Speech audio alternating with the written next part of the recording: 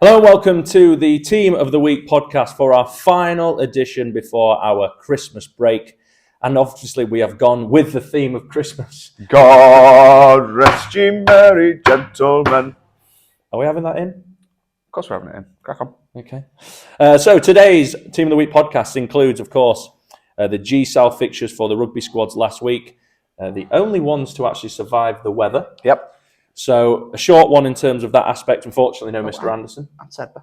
We're going to talk about Sedbergh. Yeah, hang on. Okay, we'll get there. Apologies. We'll get there. I'm excited. So we'll go through the Team of the Week podcast for the G-Style fixture for the rugby squad. We will go through a brilliant result for our under-15s on Tuesday of this week against Sedbergh in the National Cup. And then we will move on to the Christmas section of our podcast called Question and Antler with two new presenters.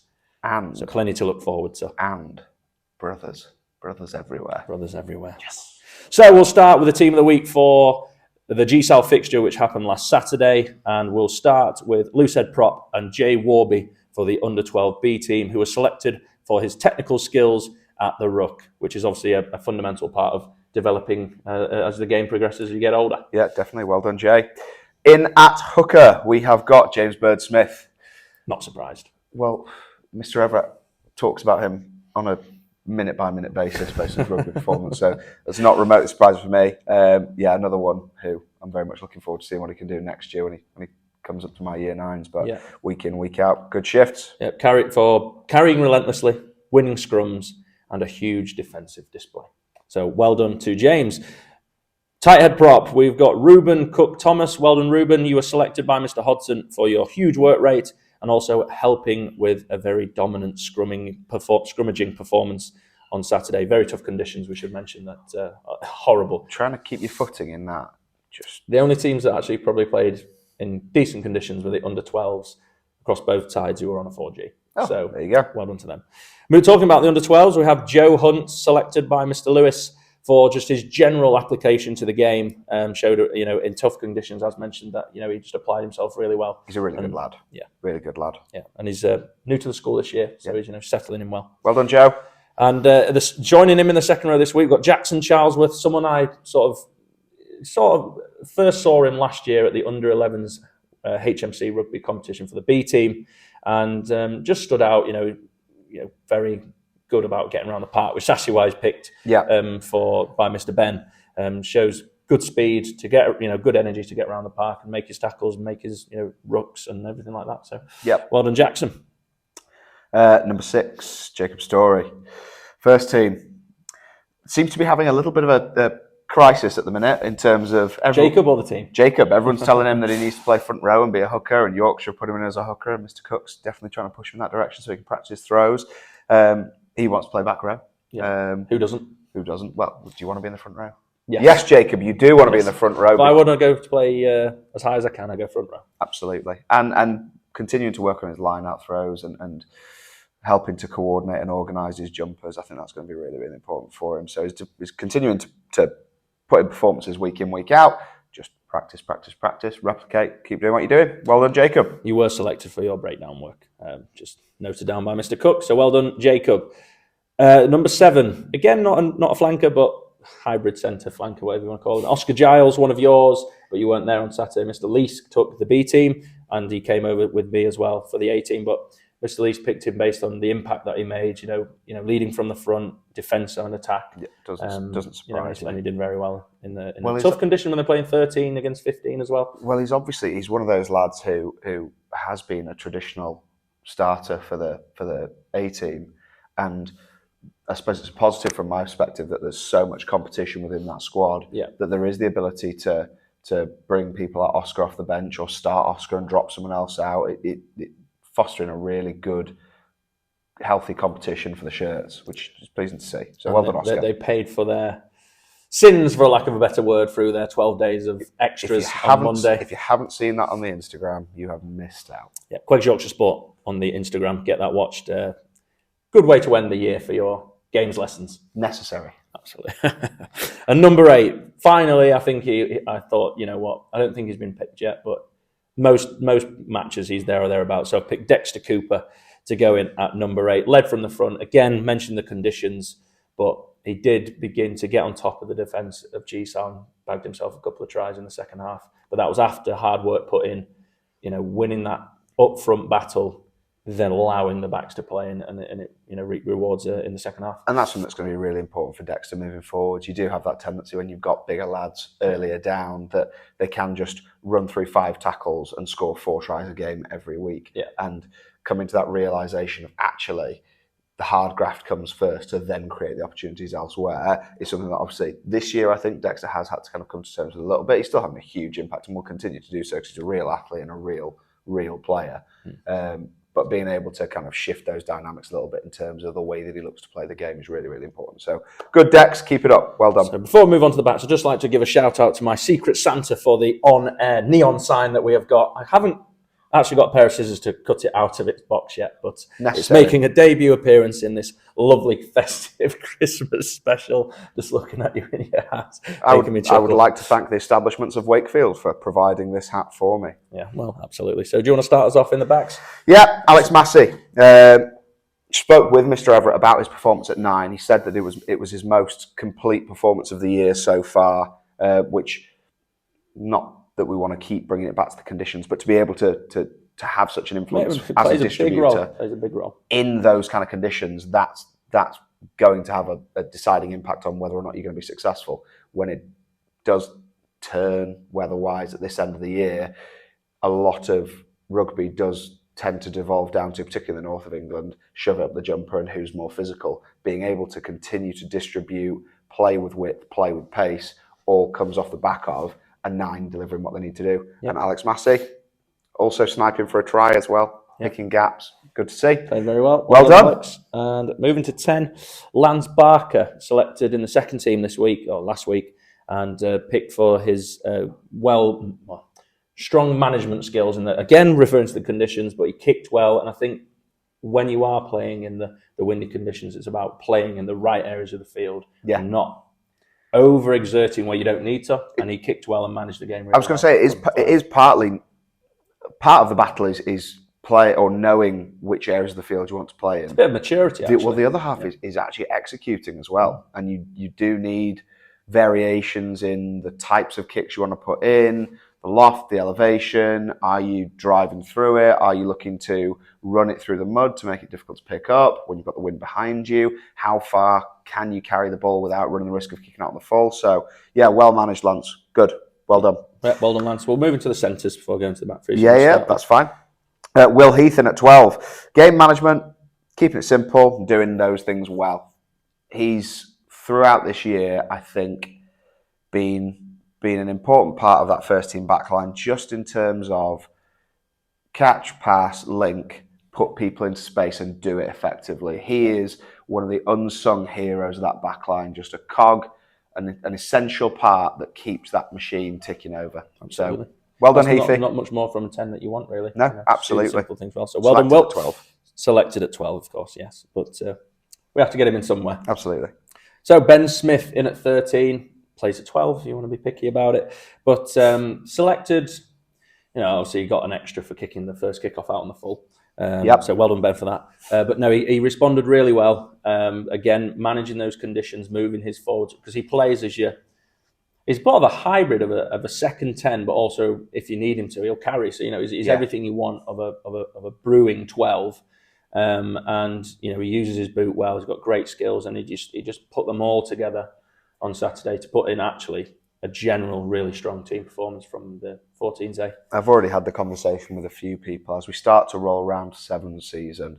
The concept of having Ben sat in the middle of the park with his own pace and his own physicality, but him being able to just distribute that ball, pinging it left, right, out to whether it be a Dexter as a wing prop or... Don't reveal all your big plans. I don't need... Well, newsflash. Quake 7's team, pass ball to people with pace. But yeah, he's been super all year. He's been a really positive influence in training and keeping everybody honest as vice captain. So yeah, well done, Ben. Keep it up. There is a core leadership group developing of a kind of 9, 10, 12 plus Harry Taylor partnership. Who plus Harry Taylor, the captain. Yeah, who maintain those standards and do push people on in training. So it's good to see. Yeah, absolutely. So we'll move. Well done, Ben. Moving into the back three. Another Ben, his second nomination in a couple of weeks, actually. Now, he was spoke to Mr. Tiffany, who took the Bs when I was with your lot. And he just said, in terms of the occasion, obviously old school, could have gone one way or the other in terms of how he applied himself. But he said that he really led from the front with his attitude and didn't let anything get overwhelm him or anything like that. So it was just picked for how he led with his attitude and helped that B team. Point to prove and proved it. Yeah, I guess you could put it that way, but more just everything involved. Just played really well. Perfect. So well done, Ben. Well done. Tom Sykes on the other wing. Again, referring to those conditions. Unfortunately, the A side on Saturday, had a tough afternoon. Or tough morning. Yeah, it sounded like it. But he played really well on the wing, just holding that.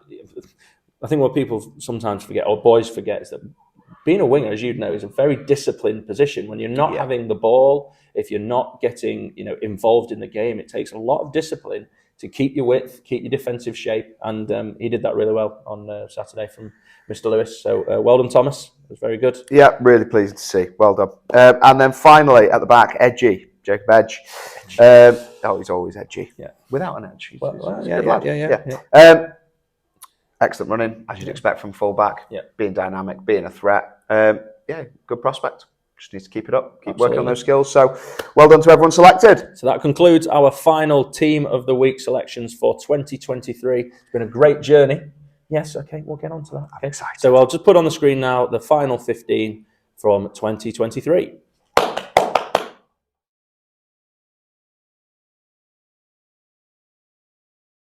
So as some of you may be aware, there weren't any 15s A players selected. Why not? Because they had a National Cup fixture just 3 days later after the GSAL game. So their game was cancelled with GSAL in preparation for Tuesday just gone. They had a National Cup game? They had a National Cup game. Where were they for that? Sedbergh. At home? Away. Away at Sedbergh? Away at Sedbergh. Oh, I'm imagining that Sedbergh made quite a big occasion of that. Big occasion. Drums? Big. Drum. Crowd. Lots of year groups out to come and watch. Every year group by the senior squads. Staff coming down. Yes. Big aggressive presence. I wouldn't say aggressive presence, but a big presence. Intimidating. Yes. Intimidating presence, yeah. So I'm assuming Sedbergh won. They didn't. A 10-5 victory to our boys. Honestly, hats off to everyone involved with that afternoon. It was a real spectacle to be a part of. As you mentioned there, the Sedbergh. It's a great place to play rugby. It's a really good place, but Sedbergh really brought of what they thought would be an intimidating atmosphere. But whether that worked against them in the long run, I'm not sure. Put a bit of pressure on their own players to deliver in front of all their adoring fans. And colleagues and peers. Is there a bit more pressure to do that? But we handled the situation really well. 5-0 down within 3 minutes, and you're just thinking, are we going to be a bit overwhelmed? But actually, the way we responded in terms of our discipline, keeping the ball, playing our phases, being piggybacked with a few penalties up the field, and we just controlled the game from minute 3 to minute 60, however long we play.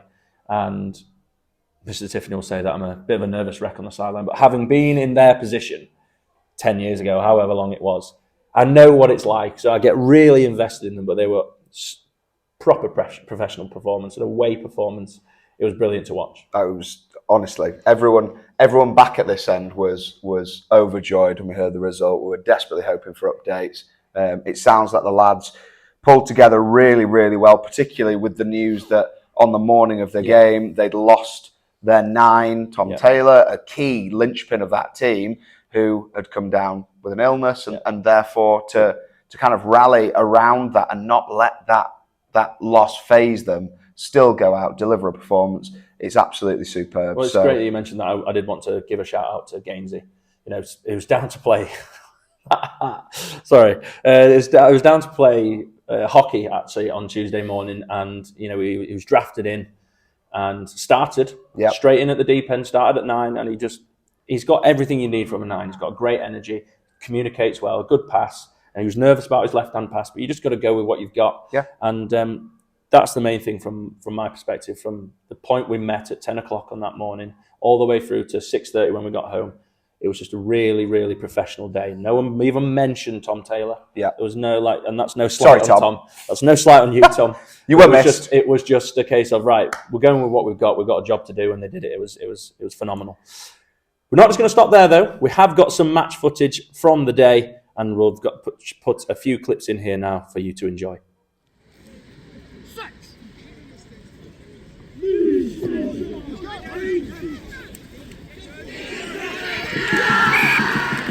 Go on, Bo. Go on. Go on.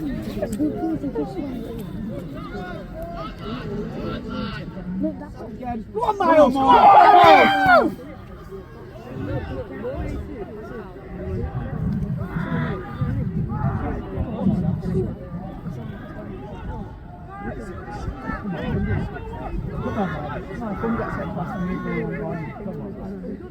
Yeah!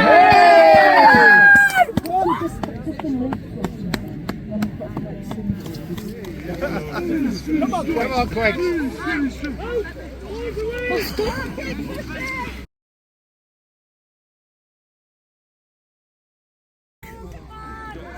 Keep on it. Oh, keep the ball. Keep the ball.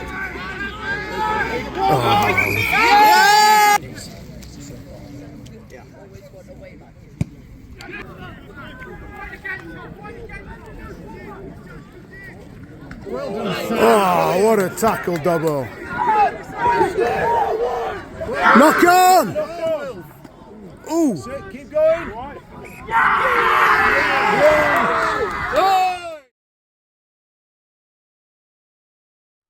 So there you have it, a 10-5 victory for Quegs away at Sedbergh, but the job's not done there. They now go into a quarter-final, which we're not sure who they've got in the next round just yet. But well done again to our boys, a really good performance. We now move on to the final section of the podcast, the Christmas section. This is Question and Antler.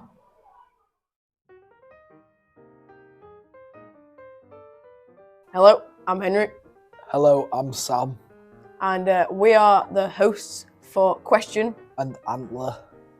Dobbo, what is Question and Antler? Question and Antler is where each pair will be asked 10 smart-based questions. The aim of the game is to get as many correct answers from their 10 questions. Each pair will then aim to throw as many inflatable rings onto inflatable antlers. They must nominate a thrower before they begin. Each pair will automatically get 3 attempts at throwing. The amount of questions they get correct from the quiz will correlate to the amount of additional attempts they get to throw. Every successful throw is worth 1 point. Which football team has won the most English Premier League titles? Oh, Man U? Yes, Man U. I think it's Man U. That is correct. Okay. Time leading goal scorer in the English Premier League.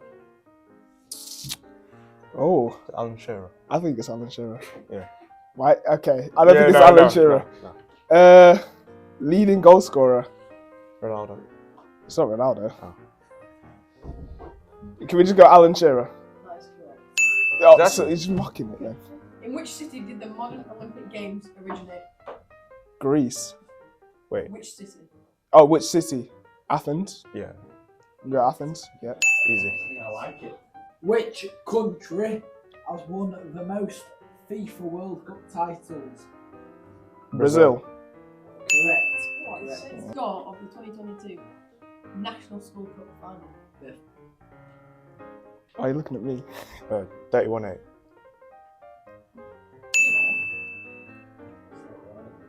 It was. Yeah, okay. There we go. Well done. Who won the FIFA Women's World Cup in 2019? 2019. USA? Correct. Yes. In which sport would you find the term bump, set, and spike? Volleyball. Yeah. Correct. Yeah.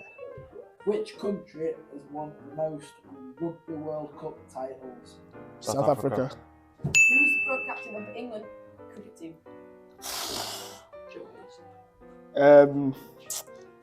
Is it that? Ben Stokes. It is Ben Stokes. Fair play. When they wait for Country. European Championship. Oh, Europe. Oh, okay. It's Portugal. 2016. Just go with Portugal. France. I want to say France. Oh, he's wrong. What It's Portugal. Okay, no, but you should. Just throw it. Just throw it. Alright. Do better. Oh, okay. You don't need to switch antlers. Okay. Oh. Don't spin it too much. Right. Okay, see what I mean? Don't spin it too much. Oh. Okay. Oh no. Damn.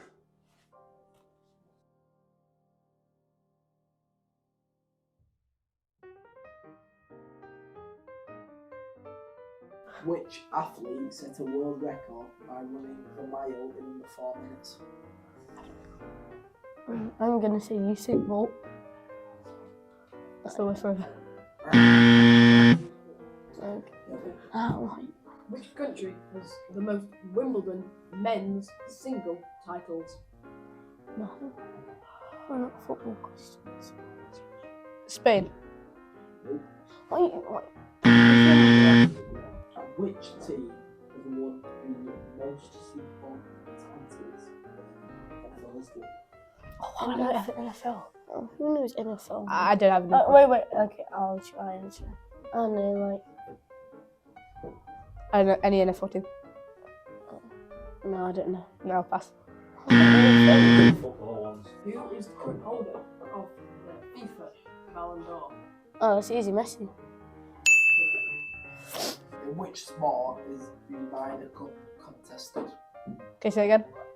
In which sport is the Ryder Cup contested? Oh, golf. Who is the current holder of the women's Ballon d'Or? Oh, is that one from Barcelona? I don't know. I know, Name squad. who?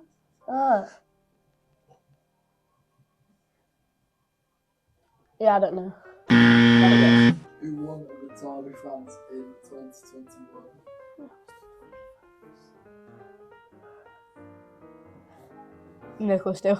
Wait, is it like a country or like a guy? I don't know, like Tiger Woods or something.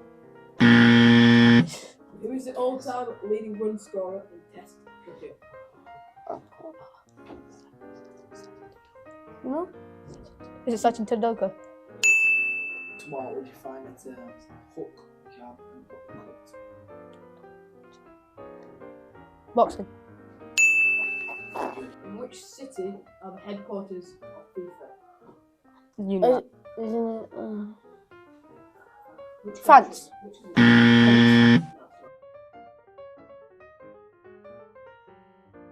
Can't make it. Who was that? 3, 1.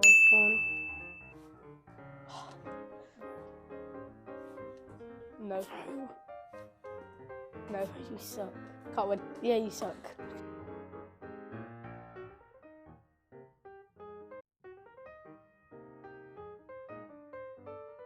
Who is the current holder of the World Chess Championship title? Magnus Carlsen. Who has won the most Rugby Six Nations championships? England. Who is the current holder of the Ballon d'Or for women's football? Alexa Putellas.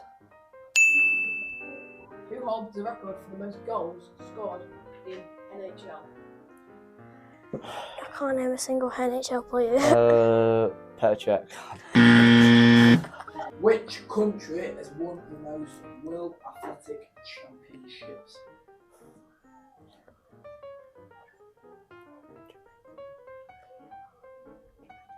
Jamaica. Whose celebration is this? Jude Bellingham. Can you just go in front of the camera to show which ones you've done?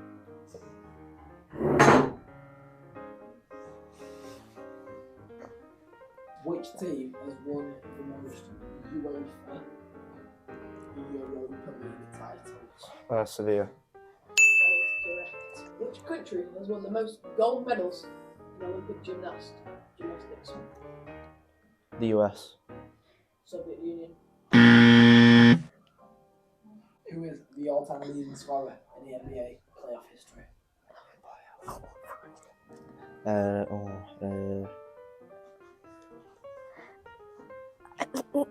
Hang on.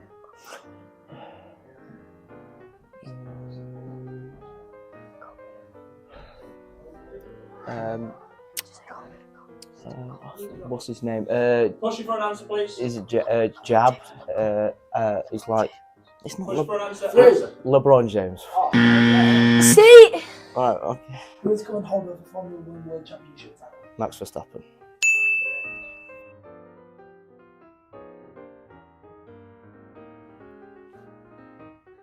That's so bad. You're bad. Don't move.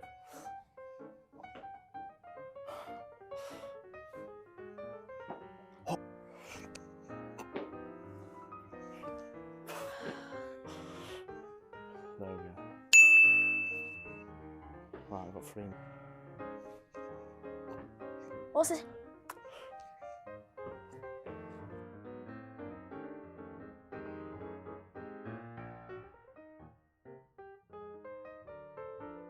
Who is the current holder of the World Snooker Championship title?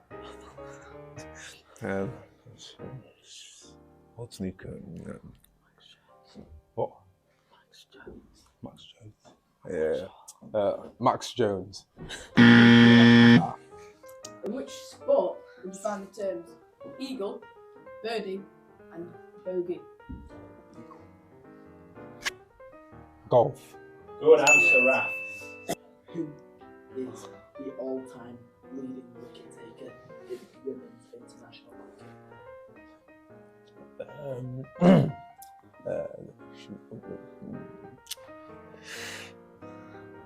I couldn't tell you. Oh. You can pass. Yeah, Yeah, I pass. would like to take a pass. Which team has won the most NBA Finals MVP awards? Which? Which basketball team has won the most NBA Finals? No. I don't think it's Lakers. This is red team. I think it's Chicago Bulls. Let's go. Do you want to go with Lakers? Alright. Lakers. It's What? Which country has the most Copa American titles in men's football? I'm gonna go with Argentina. Oh yeah, we're gonna go with Brazil. Country has the most Euro title in women's football? Okay, I want United States. It's not in Europe. Yeah. We'll go with England. In which sport will you find the terms hook, jab, uppercut? Boxing. Yeah. Who is the current holder of the Ballon d'Or award? Current holder, Yeah, for men. men's. Okay, Lionel Messi. Which football team has won the most UEFA Champions League titles? Real Madrid. Who is the all-time leading goal scorer in the history of international football? International Ronaldo. That's correct.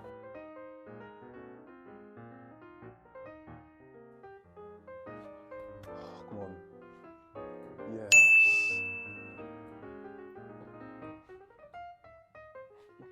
Okay, that one's it's fine. One.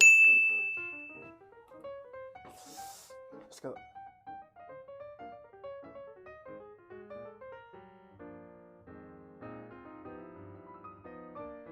Which football team has won the most English Premier League titles? Just think a sec. I think I'm going to go for Manchester United. Correct. Who is the most decorated Olympian of all time with 23 gold medals?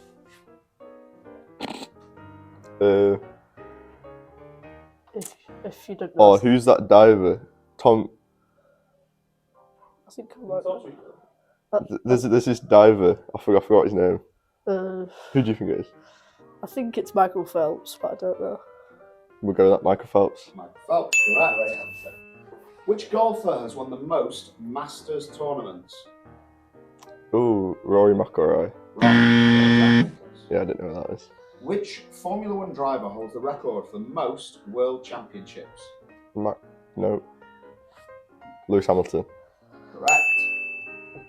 Which team has won the most Super Bowl titles in NFL history? Celtics. Are a basketball team. And Oh yeah, that was the other one. That was the other one. My bad. Which country has won the most Wimbledon men's singles titles?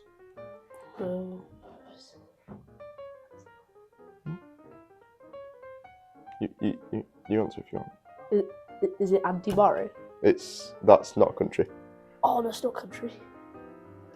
I'll press you. Is it England? It is. It's the United Kingdom, so give that. 10 questions here. Yeah. Who is the most successful female tennis player of all time with 23 Grand Slam singles titles? You know tennis better, Serena Williams. But I'm not sure. We'll go Serena Williams. Serena Williams is correct. Who scored the first goal in the 2010 FIFA World Cup? Which player, not country? 2010. Neymar. Oh. Who is the current holder of the World Chess Championship title? Magnus Carlsen. Correct. Which team has won the most UEFA Europa League titles? Sevilla.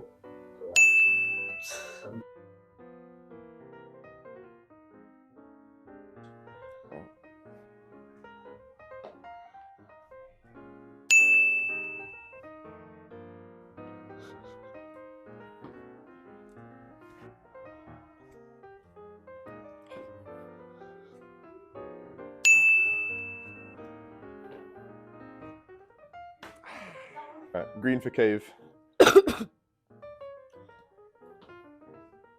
Oh no.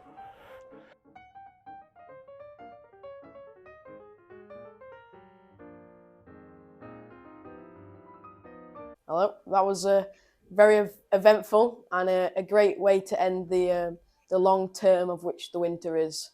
I'd like to say well done to the Akintolu brothers with 3 rings, and we found Aquegs. Our sport knowledge needs to rise up a bit in the siblings. I'd just like to wish everyone a happy holiday and a happy new year. See you when we get back. Come on, Quegs.